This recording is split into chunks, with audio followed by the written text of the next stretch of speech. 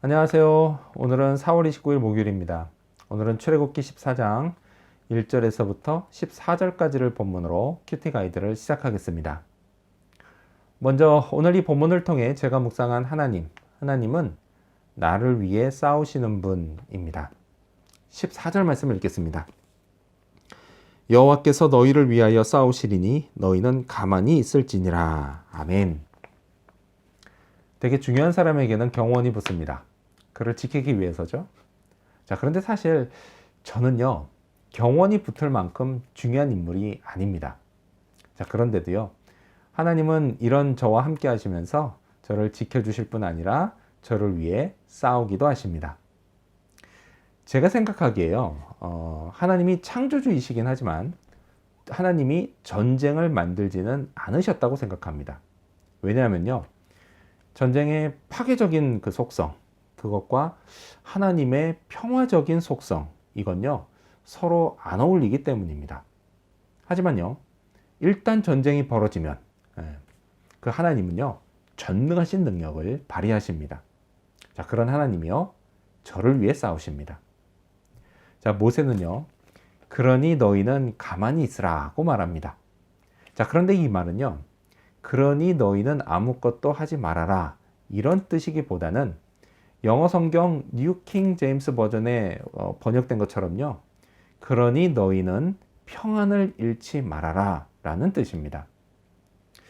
하나님이 나를 위해 싸우신다는 사실, 이 사실을 믿으면 평안할 수 있습니다. 자, 그런데요, 이게 막상 쉽지만은 않습니다. 왜냐? 당장 눈앞의 상황이 마음을 평안하지 못하게 만들고요.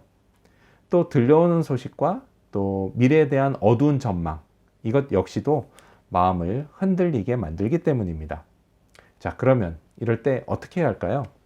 이럴 때 반드시 해야 하는 게 있습니다. 그게 바로 기도입니다. 상황을 보지 않게 눈을 감고요. 또 부정적인 이야기에도 귀를 닫고 일단 하나님께 기도해야 합니다. 자, 그러면요, 점점 나를 위해 싸우시는 하나님, 그 하나님이 보이기 시작합니다. 그리고 동시에 마음이 평안을 되찾아갑니다.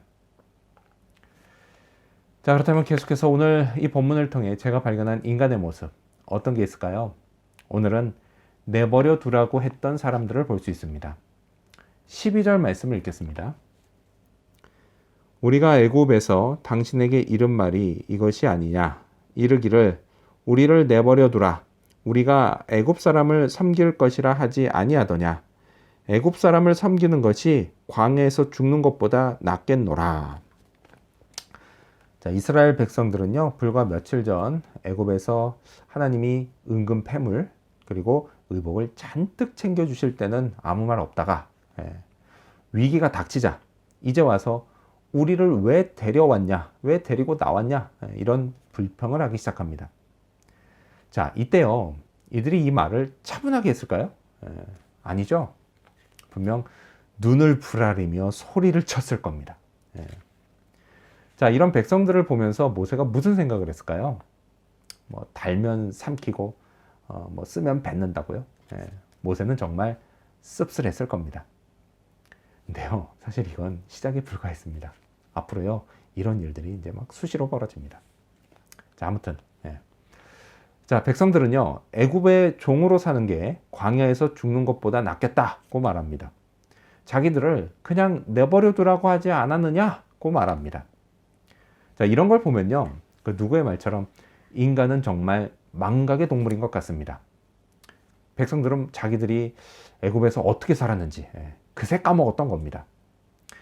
뭐 종이 무슨 벼슬도 아니고요. 그들은 마치 애굽에서 호사를 누렸던 것처럼 말합니다. 하지만 실상은 전혀 그렇지 않았죠. 연명을 했을지는 모르지만 그냥 있었으면 비참하게 살다가 결국 비참하게 죽을 운명이었습니다. 그게 뭐가 좋다고 그때를 그리워하는지를 모르겠습니다. 자, 그만큼요, 인간은 당장 죽을 고비를 만나면 이전의 최악의 삶조차도 좋은 것으로 느껴집니다.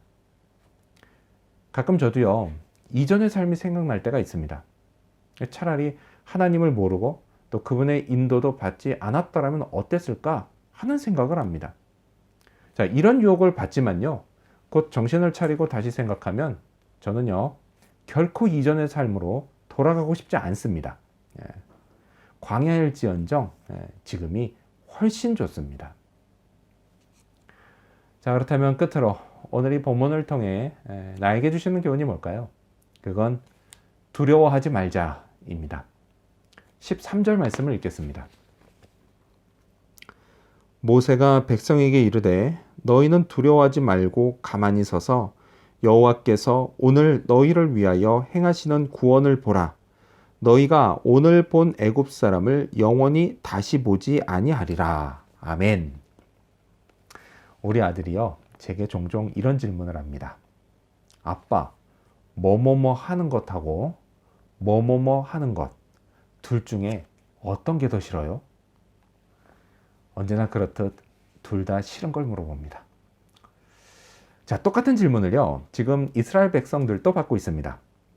여기서 죽을래? 아니면 광야에서 죽을래? 자, 이 질문도 인간이라면 누구나 그렇듯이요, 둘 다 싫습니다. 뭐 살고 싶지 죽고 싶은 사람이 어디 있겠습니까? 아무도 없습니다. 자, 죽음이 임박했다는 생각, 그 생각에 백성들이요, 너무 두려웠습니다. 이 두려움이 백성들로 하여금 불과 며칠 전까지 애굽에서 봤던 하나님의 전능하신 능력을 잊어버리게 만들었습니다. 그 하나님이 우리 하나님이시고, 그리고 또 우리를 구원하셨다는 사실도 망각하게 만들었습니다. 모든 걸 불신하게 만들었습니다. 이렇듯 두려움은요, 믿음을 마비시킵니다. 모세가 백성들에게 맨 처음 한 말은요, 두려워하지 말라 였습니다. 그리고 너희를 위해 행하시는 여호와의 구원을 보라 였습니다. 저도 두려워하지 말아야겠습니다. 저도요, 하나님을 불신할 때 두려움이 생깁니다. 그 불신은 다른 게 아닙니다. 하나님보다 저를, 제 자신을 더 믿는 것입니다. 그러다 보니 제 능력 밖의 일이다 라고 생각이 되면 미래가 그저 두려울 수밖에 없습니다. 하지만 성경은 제게 이렇게 말씀합니다. 나를 위해 일하시는 하나님의 구원을 보라고 말이죠. 이제껏 살아온 인생을 하나님이 인도하셨습니다 라고 고백한다면 마찬가지로 앞으로 살아갈 인생 역시 하나님이 인도하실 거라고 믿어야 합니다. 그 믿음이 저를 평안하게 합니다. 오늘도요, 두려워하지 말고 하나님만 잘 믿고 따라가는 그런 하루가 되기를 소망합니다. 기도하겠습니다. 저를 위해 싸우시는 하나님 감사합니다. 저를 지켜주실 뿐만이 아니라 또한 저를 위해 싸워주시는 그 하나님의 적극적인 사랑 늘 감사합니다. 그리고 또한 죄와 허물로 죽었던 이전의 삶으로 다시 돌아가려 하지 않게 하여 주시옵소서. 오늘 내가 만나는 삶의 정황이 힘들다 할지라도 주님 뒤로 돌아가려는 그 어리석은 생각하지 않게 하여 주시고 미래를 두려워하지 않고 그저 하나님 잘 믿고 따라가면서 하나님이 나를 인도해 주시고 나를 보호하시고 나를 위해 싸워 주신다는 것 다시금 생각하고 믿음으로 내일을 향해 가게 도와주시옵소서. 오늘 하루가 그런 하루가 되기를 간절히 바라오며 예수님의 이름으로 기도합니다. 아멘.